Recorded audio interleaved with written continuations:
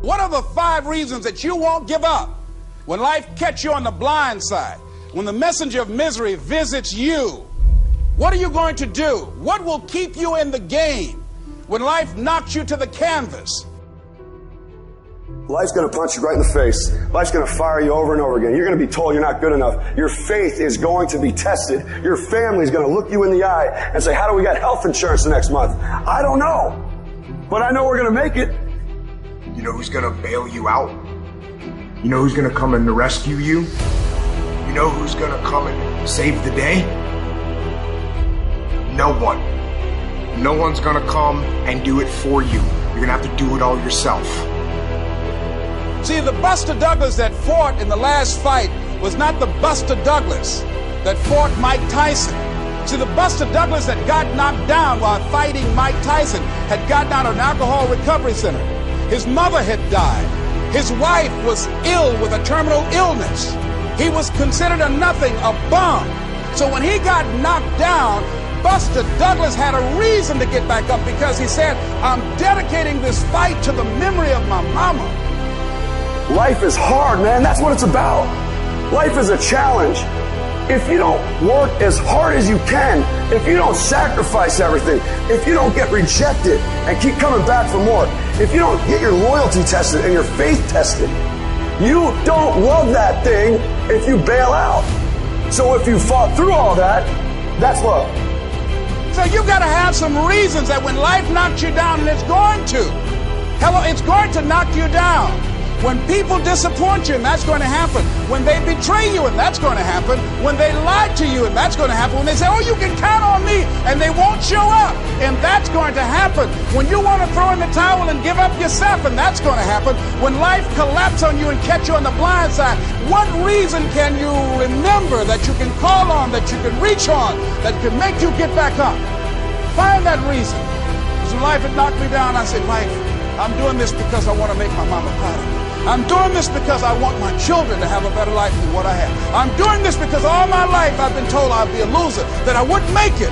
I'm doing this to make them a lie. I believe like Frank Sinatra, he said the best revenge in life is massive success. I'm doing this so I can become massively successful. And with that kind of courage, with that kind of affirmation and reason to empower me, I got a saying that when life knocks you down, try and land on your back, because if you can look up, you can get up.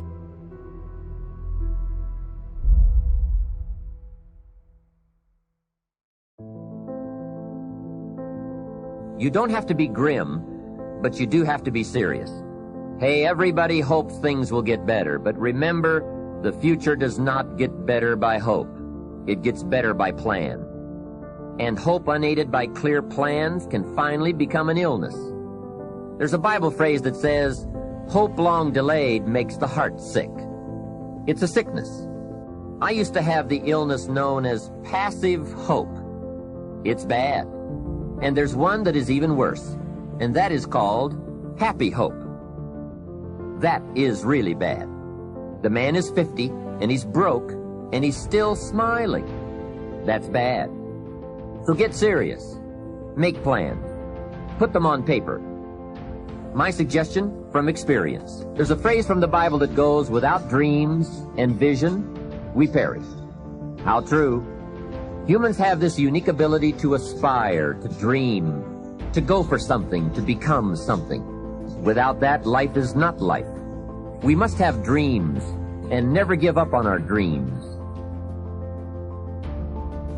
I'd like to share a few ways your use of time are affected by or influence the achievement of your goals. Have you ever thought that without some very clear written goals, you never even need to consider managing your time? Time essentials come from objectives well defined. Time can't be critical if objectives aren't defined. Now you might be one of those uniquely fortunate individuals who can keep all their objectives and purposes clearly defined in their minds and operate from that. But I wouldn't take the chance. Write your goals down and set careful priorities. Sometimes priorities are determined by the season. For a farmer in springtime, the season dictates his most important activities. During the spring, a farmer must work around the clock, burn the midnight oil, and keep the equipment running because he has only this small window of time for the planting of his crops. One of the difficulties of living in an industrialized society is the losing of the sense of seasons. When to pour it on, when to ease back, when to take advantage. It's easy to keep going from 9 to 5, year in and year out, and lose a natural sense of priorities and appropriate time. Don't let one year just blend into the next. Keep an eye on your own seasons, lest you lose track of values and substance. Part of setting priorities is learning to separate major activities from minor activities. This is a whole skill in itself, but once you have learned it, it will pay dividends you won't believe. So learn to put everything on your mental scales to be carefully weighed before you spend time or money. Of your sanity is socially distributed. And what I mean by that is, well, let's say that you know how to behave. You're well socialized. You can play with others. Now, I said already in this conversation, if you didn't learn to play with others between the time you were 2 and 4, you will never learn. And psychologists have beat their heads against the wall trying to rehabilitate antisocial children. They can't do it after the age of 4. Is that because areas of the brain just don't develop? Well, it seems to be